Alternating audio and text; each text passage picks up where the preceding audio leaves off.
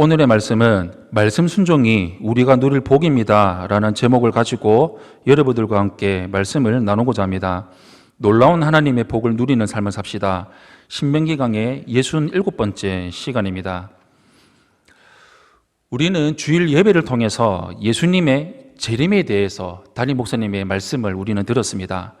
예수님께서 재림을 하셔야 되는 두 가지 이유가 있는데, 첫째는 이 땅을 심판하시기 위해서이고, 두 번째는 우리가 있어야 할 곳을 예비하시고 천국이 완성이 되면 우리를 데리러 오시기 위해서 재림을 하신다고 우리는 말씀을 들었습니다. 또한 천국은 3단계로 구성이 되어 있는데, 첫째는 낙원 천국입니다. 사람이 죽고 나면 바로 가는 곳이 낙원 천국이고, 둘째는 천년왕국의 천국입니다. 주님이 재림하실 때 주님을 공중에서 맞이해서 예수를 믿었던 사람들이 이 땅에 다시 내려와 천년 동안 예수님과 더불어서 왕노릇하게 됩니다. 그리고 마지막 세 번째로는 영원한 천국입니다. 천년왕국이 끝났을 때 마귀가 다시 풀려나와서 사람들을 미혹하고, 그 미혹당한 사람들이 하나님의 사람들을 향해서 대적해서 큰 전쟁이 일어나고, 그때 하늘에서 불이 내려와서 그들을 완전히 멸제를 시켜가지고 영원한 천국과 영원한 지옥으로 나뉘게 된다는 것을 우리는 말씀을 들었습니다. 우리는 영원한 천국을 가기 위해서 우리는 순례자로 준비하고 주님이 주인 되시는 것을 믿고 청지기로서 맡겨진 사명을 잘 감당하고 이 땅에 단 한 명이라도 지옥 가는 사람들이 없도록 위해서 우리는 전도자의 삶을 살아가는 삶을 살아가야 합니다. 이런 삶을 살아가는 우리 성도님들이 되시기를 축원합니다. 사람은 누구나 번영하고 평안한 삶을 살고 싶은 마음들이 너무나도 많이 있습니다. 신명기는 하나님 말씀 안에서 그런 삶을 누릴 수 있는 방법을 찾을 수 있다고 가르쳐 주고 있습니다. 번영과 평안은 하나님이 계명에 순종하는 사람들에게 주시는 복입니다. 순종은 하나님의 백성에게 선택할 수 있는 선택사항이 아닙니다. 하나님과 언약 관계를 맺은 백성이라면 그분께 순종하는 것은 너무나도 당연한 것입니다. 그럼에도 하나님은 당신의 말씀에 순종하는 자들에게 풍성한 복을 약속해 주셔서 순종을 선택하며 살아갈 수 있도록 우리를 격려해 주십니다. 오늘 말씀을 통해서 풍성한 복을 누리며 살기 위해 어떻게 해야 되는지 여러분들과 함께 말씀을 나누고자 합니다. 먼저 첫 번째로, 말씀에 순종하는 삶을 살게 되면 하나님께서 높여주십니다. 우리 1절에서 6절 말씀, 우리 한 목소리로 함께 합독하겠습니다. 시작. 내가 내 하나님 여호와의 말씀을 삼가 듣고 내가 오늘 내게 명령하는 그의 모든 명령을 지켜 행하면 내 하나님 여호와께서 너를 세계 모든 민족 위에 뛰어나게 하실 것이라. 내가 내 하나님 여호와의 말씀을 청종하면 이 모든 복이 내게 임하며 내게 이르리니 성읍에서도 복을 받고 들에서도 복을 받을 것이며 내 몸의 자녀와 내 토지의 소산과 내 짐승의 새끼와 소와 양의 새끼가 복을 받을 것이며 내 광주리와 떡반죽 그릇이 복을 받을 것이며 내가 들어와도 복을 받고 나가도 복을 받을 것이니라. 아멘. 약속의 땅인 가나안의 삶을 살아야 하는 이스라엘 백성에게는 새로운 환경에서 적응을 해야 되는, 그들에게는 너무나도 큰 도전이었습니다. 그 도전 앞에서 이스라엘 백성은 불안과 두려움에 위축이 된 삶을 살았을 것입니다.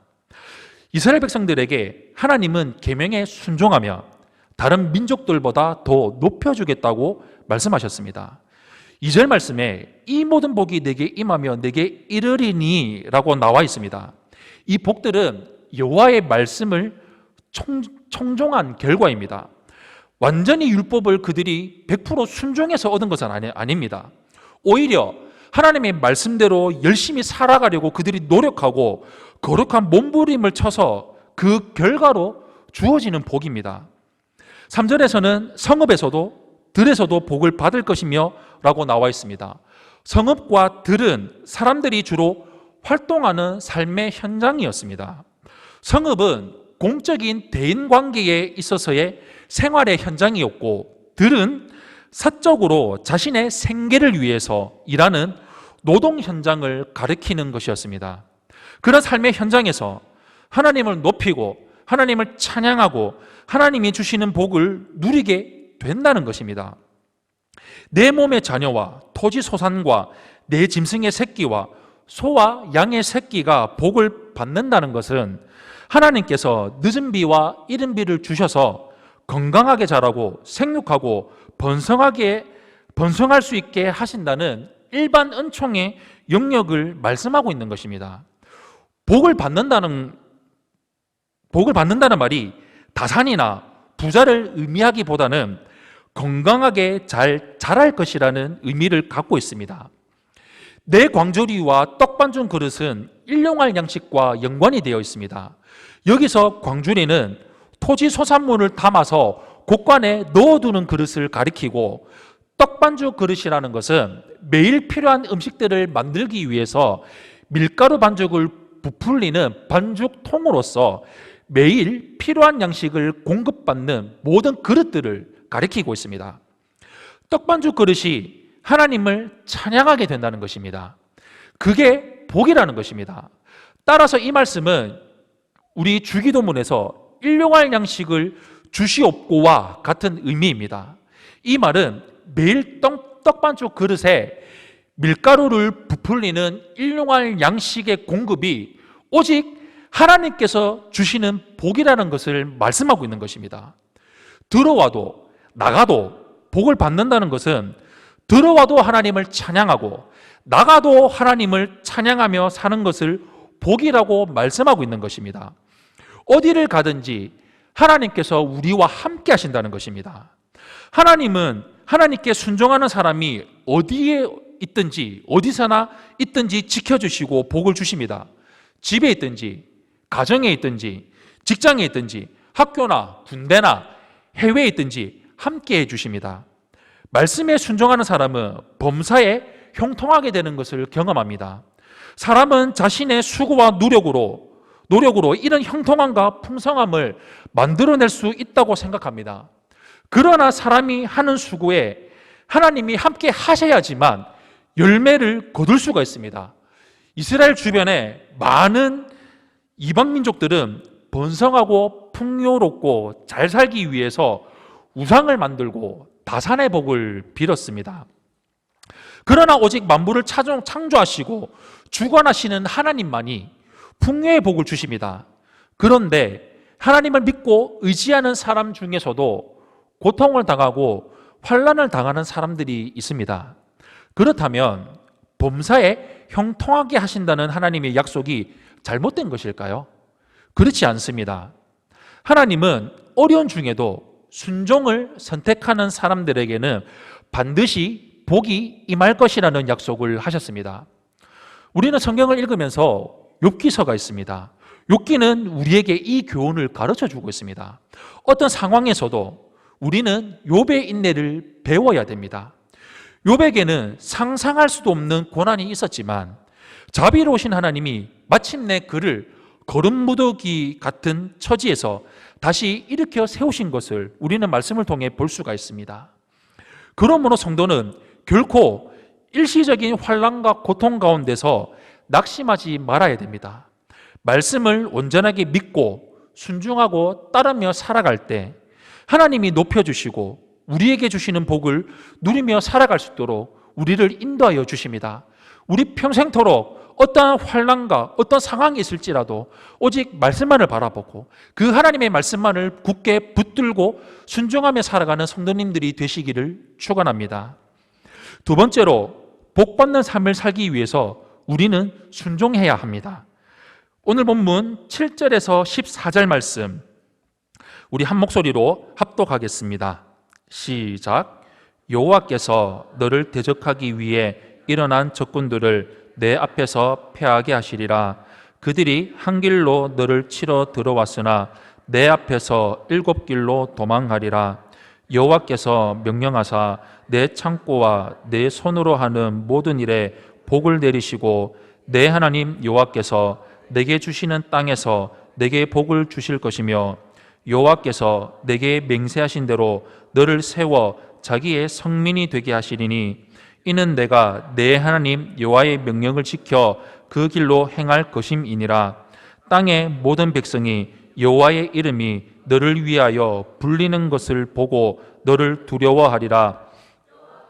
내게 주리라고 내 조상들에게 맹세하신 땅에서 내게 복을 주사 내 몸의 소생과 가축의 새끼와 토지의 소산을 많게 하시며 여호와께서 너를 위하여 하늘의 아름다운 보고를 여시사 내 땅에 때를 따라 비를 내리시고 내 손으로 하는 모든 일에 복을 주시리니 내가 많은 민족에게 꾸어줄지라도 너는 꾸지 아니할 것이요 여호와께서 너를 머리가 되고 꼬리가 되지 않게 하시며 위에만 있고 아래에 있지 않게 하시리니 오직 너는 내가 오늘 내게 명령하는 내 하나님 여호와의 명령을 듣고 지켜 행하며 내가 오늘 너희에게 명령하는 그 말씀을 떠나 좌로나 우로나 치우치지 아니하고 다른 신을 따라 섬기지 아니하면 이와 같으리라. 아멘. 7절 말씀에 내 대적들이 한 길로 너를 치러 들어왔으나 내 앞에서 7길로 도망한다고 말씀을 하고 있습니다. 하나님이 함께 하셔서 전쟁에서 완전한 승리를 얻게 된다는 것을 말씀을 하고 있습니다. 수도 없이 말씀하신 것처럼 이스라엘의 전쟁에 이기고 지는 것은 군사력에 있지 않습니다. 오직 하나님께 대한 믿음과 순종의 여부에 달려 있습니다. 그것을 알고 믿음으로 승리하며 살아가는 것이 그것이 복입니다. 8절 말씀에는 내 창고와 내 손으로 하는 모든 일, 하나님께서 주시는 땅에서 복을 주신다고 말씀하고 있습니다.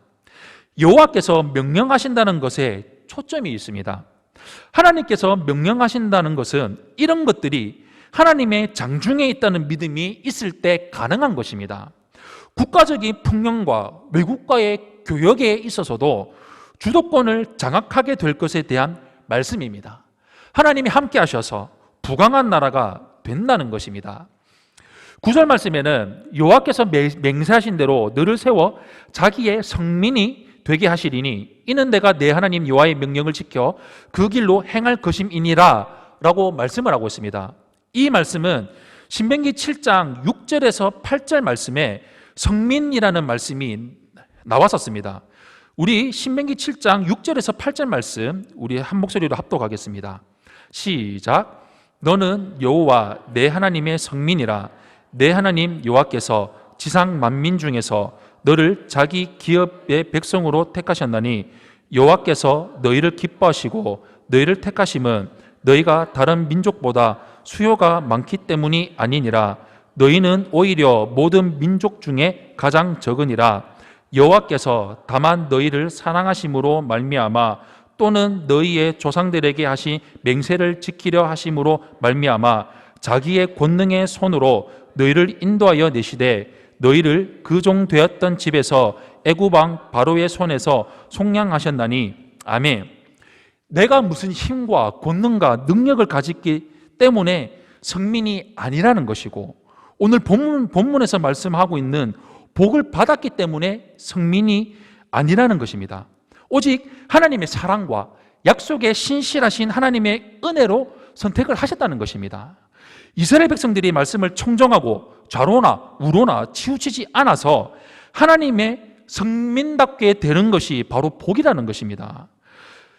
앞서 우리가 봤었던 신명기 7장은 처음 사랑을 받고 선택을 받을 때 성민이라고 말씀을 했고 오늘 본문이 28장에서는 성민이 될 것이라는 것을 말씀을 하고 있습니다.